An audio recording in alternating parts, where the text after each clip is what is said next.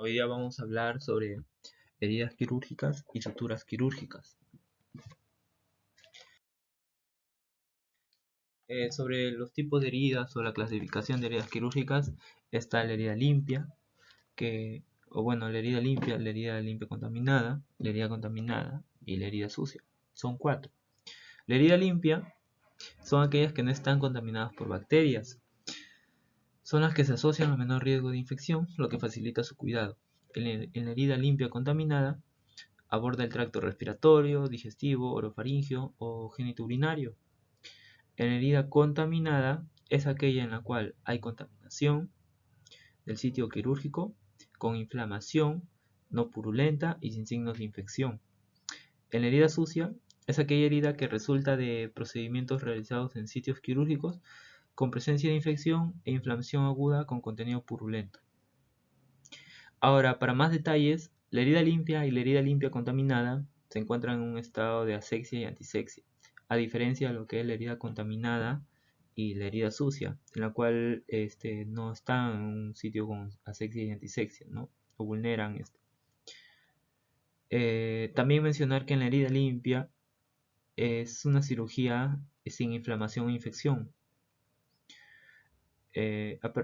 O sea que no hay, aparte que es una cirugía sin inflamación y sin infección, no hay apertura del tracto respiratorio, gastrointestinal, urinario y simplemente no hay apertura de estas vísceras importantes, ¿no?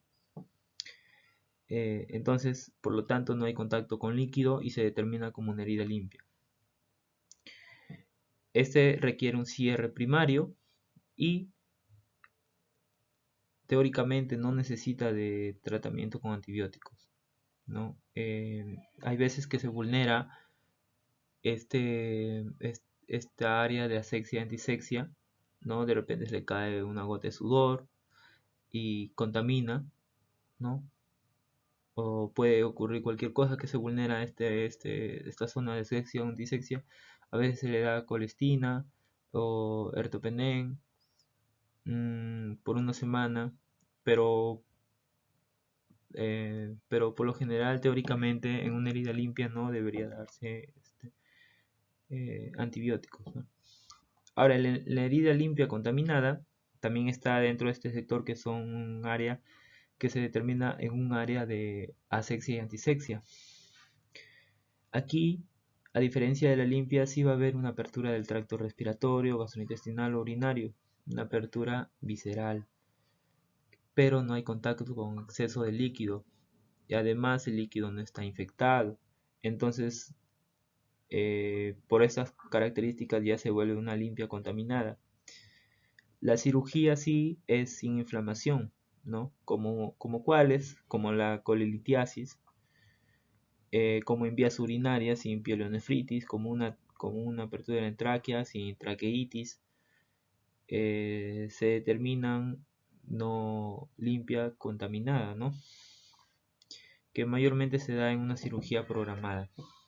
Ahora, la herida contaminada es una cirugía con importante violación de asexia. Por ejemplo, como bien dije, puede caer una gota de sudor, puede haber una gran contaminación del tracto digestivo o también acompañado puede estar esta violación de asexia por contacto con bilis, por contacto con orina infectada, y esto ya lo determina como una herida contaminada.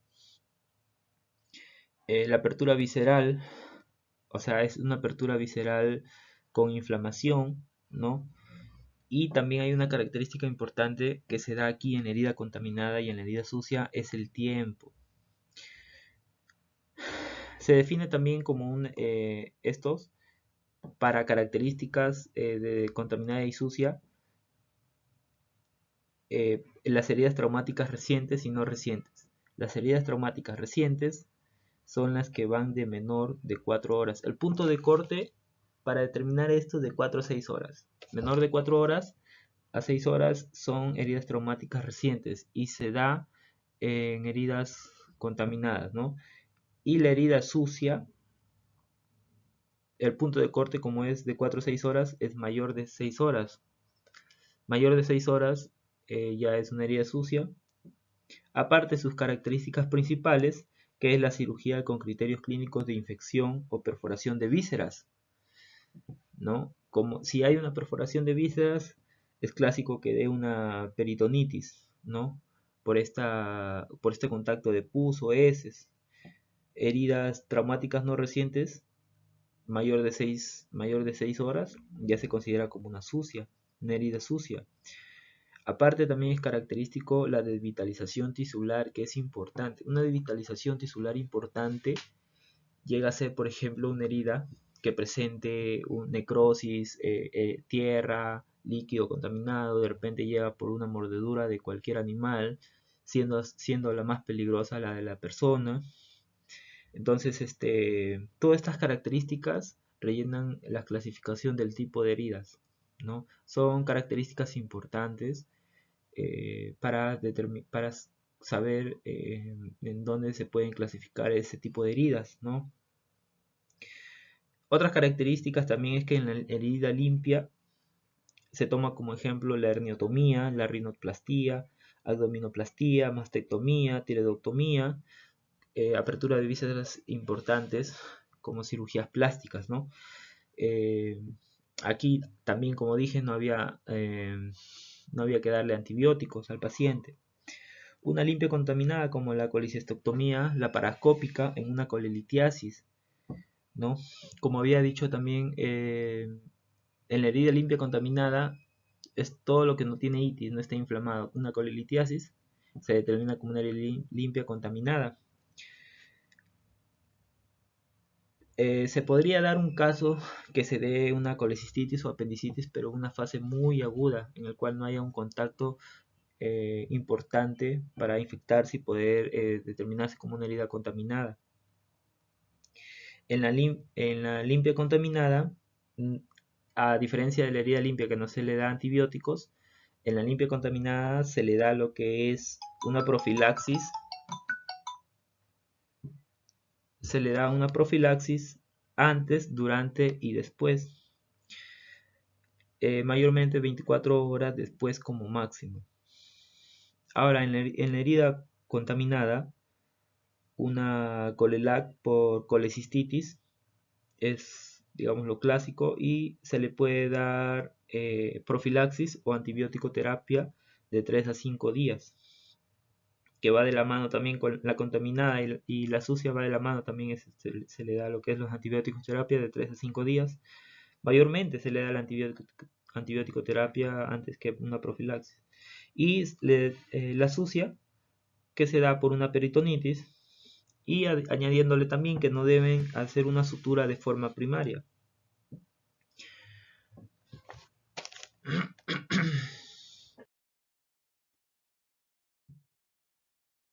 Ahora, en lo que es cierre de herida, está clasificada por primera intención, por segunda intención y por tercera intención. Por primera intención, en la primera no habrá regeneración, pero sí reparación por tejido fibroso, ¿no? Esto va a pasar cuando se le va a aproximar los bordes de una herida limpia mediante suturas, grapas, telas adhesivas, ¿no? Para que se pueda dar la cicatrización. Por segunda intención se produce esta cicatrización, pero de una forma espontánea, ya que se aproximan los bordes de la herida por procesos biológicos de contracción, como ven en la imagen, ¿no? En la primera imagen ven un hilito ahí que se ha suturado, en la segunda imagen ven cómo se está haciendo un proceso biológico lo más normal, ¿no? Que se va, digamos, a cerrar esa herida. Y por tercera intención se presenta cuando existen las condiciones de segunda intención, con la diferencia de que va a haber una manipulación al proceso para ocluir la zona cruenta mediante el uso de puntos de contención, injertos o colgajos con la finalidad de redireccionar el proceso, ¿no? Entonces, por tercera intención sería cuando se cierra una herida después de un periodo de cicatrización por segunda intención. Como vemos aquí, está el proceso biológico, lo normal, y digamos, una sutura que se le hace. También hay que añadirle lo que es las perforaciones de las vísceras. No le he colgado porque no era de más, era solamente un detalle, un dato importante. Cuando se le dan las perforaciones de las vísceras, hay perforaciones mínimas y perforaciones mayores. Las perforaciones mínimas, como en el duodeno, yeyuno, ilion, colon, o cualquiera que no tiene un excesivo de contenido, ¿no? Mayormente de 1 milímetro, el cual no puede pasar a infectar, ¿no? Una parte importante. Entonces se determina así. Y las perforaciones mayores es la salida del contenido que a la herida ya la vuelve contaminada o sucia. Mayormente es un 20%, digamos, de perforación. Supongamos que es en el colon, el 20% que hay una perforación ya lo determina como una herida contaminada o sucia, ¿no? Ahora, los tipos de hilos. Los tipos de hilos están en lo que es a los absorbibles y los no absorbibles. En los absorbibles están, bueno, los absorbibles son pocos. Digamos, los naturales son pocos. Dentro de los absorbibles están los naturales y los sintéticos. Los naturales, ¿cuáles son? El catgut, que es el catgut crómico, no crómico, el simple, ¿no? En los que es los sintéticos está la poliglactina, el ácido poliglicólico, la polidioxanona. En lo que es en los no absorbibles, ¿cuáles son? Se encuentran también los naturales y los sintéticos. Los naturales, la seda, el algodón, el acero quirúrgico. Los sintéticos, el nylon, el poliéster, el polipropileno. Ahora digamos que estos no, o sea, los absorbibles y los no absorbibles, digamos que los no absorbibles, digamos que pueden llegar a absorberse, pero mayormente es pasando la vida del paciente, ¿no? Entonces, no, o sea, sí se llegan a absorber, pero demora un montón, pues, ¿no? Es así que se determina como no absorbible, porque pasa o sea, para que llegue a absorberse pasa un montón de tiempo hasta que el paciente muere, sigue estando ahí. Mayormente lo que es el algodón, un claro ejemplo que lo vemos hasta en la cultura Paracas, que lo vemos que sigue estando por varios años, ¿no? Varias décadas, y siendo un material natural. Entonces esto hay que aprender, esto hay que saberlo de memoria, lo que es los absorbibles y los no absorbibles. Sobre lo que es características de estos hilos, hay monofilamentos y multifilamentos, ¿no? Mayormente lo que debemos saber de los monofilamentos y los multifilamentos es que lo más importante es que los monofilamentos tienen una disminución, una baja probabilidad de infectarse. En cambio, los multifilamentos aumentan la probabilidad de infectarse. Eso es lo más importante. Luego son características, pero que lo más relevante es esto, es la parte de infección, ¿no? Ahora, en los tipos de suturas. En los tipos de suturas vamos a encontrar 6 tipos de suturas. La sutura simple, la sutura continua, la sutura en cruz, en X o cruz, los puntos de Sarnoff colchonero, los puntos de Lemberg y Connell y la jareta invaginante o bolsa de tabaco, ¿no? Los puntos en la sutura simple son en heridas superficiales, ¿no? Las suturas continuas es igual, o sea, solamente es una sutura continua, ¿no? Es algo continuo, nada más, como se ve en la imagen. La sutura en X o cruz mayormente se le da en hemostasia de tejido, ¿no?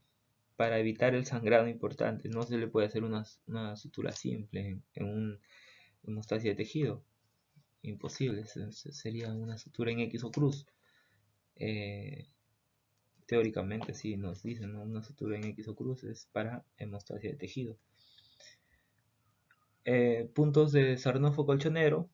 Característica importante de esto, a diferencia puntos de Lemberg y Connell.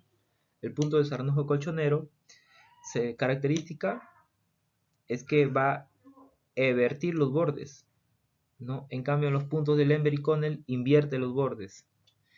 El de Lemberg y Connell invierte los bordes y mayormente se da en suturas intestinales. Y la jareta invaginante o bolsa de tabaco se le da cuando hay unas perforaciones viscerales, ¿no? Y eso es todo, chicos.